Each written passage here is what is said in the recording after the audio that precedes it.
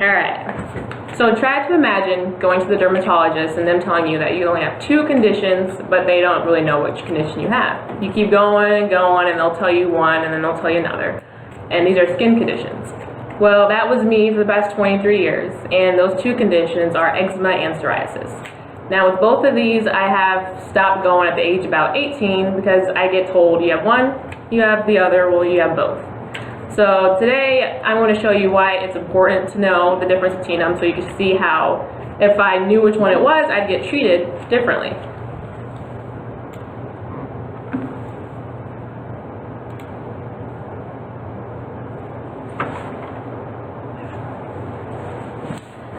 So they've been known to cause confusion because of how similar they actually are. First, I'm going to talk about the uniqueness of eczema, and then I'm going to go on talking to you about psoriasis, and after that I'm going to show you how they're both pretty similar and why they do get confused so easily.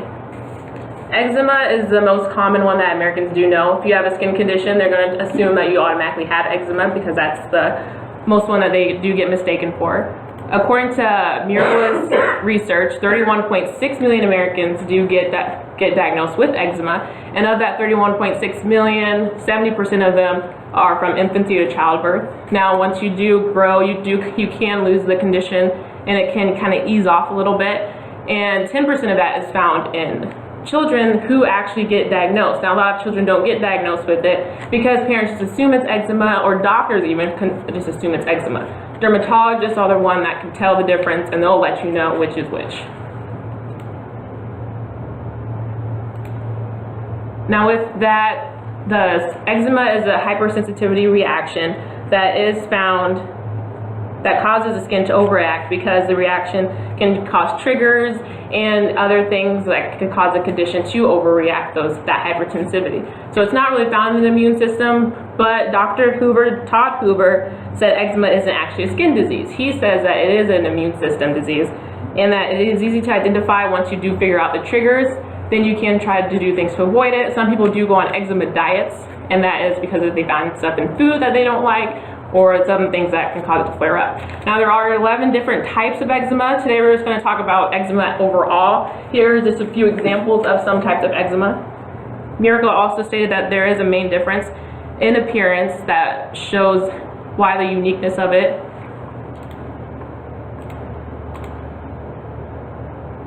It does appear to be red to a brown gray that you can kind of see here. And then blisters do form on the skin and could cause it to be inflamed. It's mainly found in crooks and crevices of your elbows and knees. Anywhere that skin does touch, it does get found in. Like if you sweat a lot in a certain area, because of the touching of the skin, it can be found there. So now I'm going to talk to you about psoriasis and why it is so different than eczema and why it does get compared easily to eczema. So psoriasis is a skin condition that develops over time and gets confused with eczema. Miraculous study also showed that 7.4 million Americans get diagnosed with psoriasis, and of that, it usually forms between the ages of 16 and 35. Now, you do continue to keep and get psoriasis over age. It doesn't kind of go away. Later, we're going to show you if there is anything that can cure it.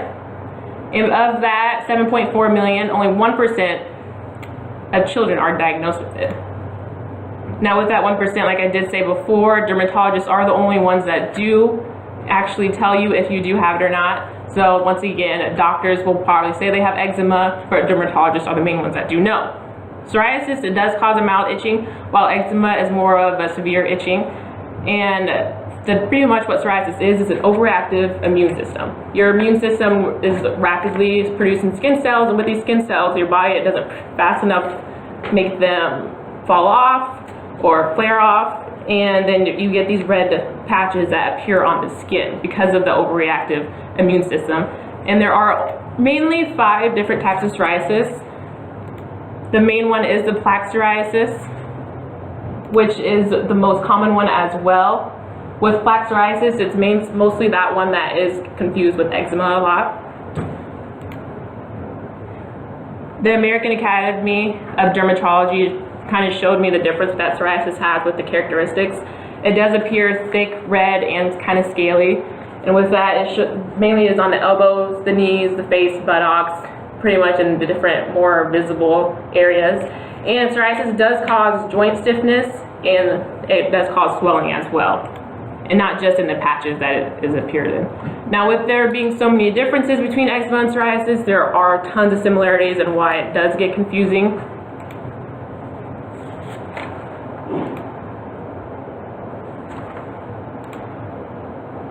Now I'm going to go on and talk to you about how they are both kind of the same.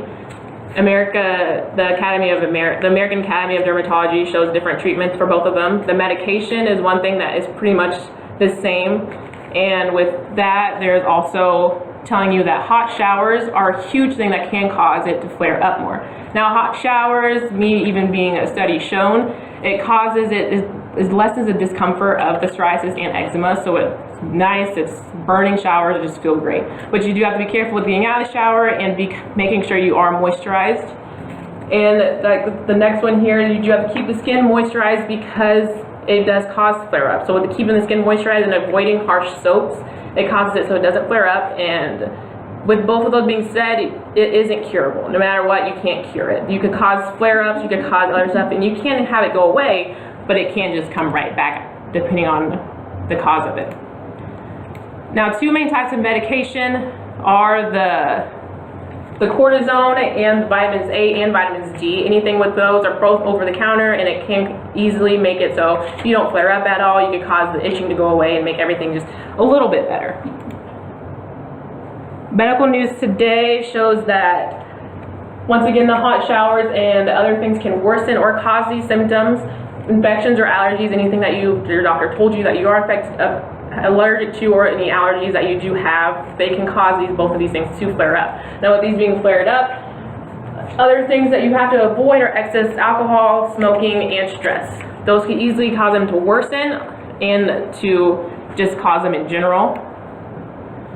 With that being said, to wrap everything up, we talked about psoriasis and eczema, how easily it can get mistaken for being one and the same, with mostly 40 million Americans having it. Now, there's probably more, but some just don't get diagnosed with it. Me, I've been diagnosed with it, but then I'm so annoyed with it, I just live on with it. Because Americans just get it, they know it's not curable. So there's no cure to it, lotion on it, it's fine, they go on with their day. Now, to conclude everything, we did discuss how eczema is mainly in infancy and starts there, and it does die off afterwards. And we then discussed how psoriasis is found in the immune system, and that neither one of these things do go away. We talked about how both of them are the same and why they do get confused with each other. And so we have gathered all the information that we have between the differences and similarities between eczema and psoriasis. Thank you.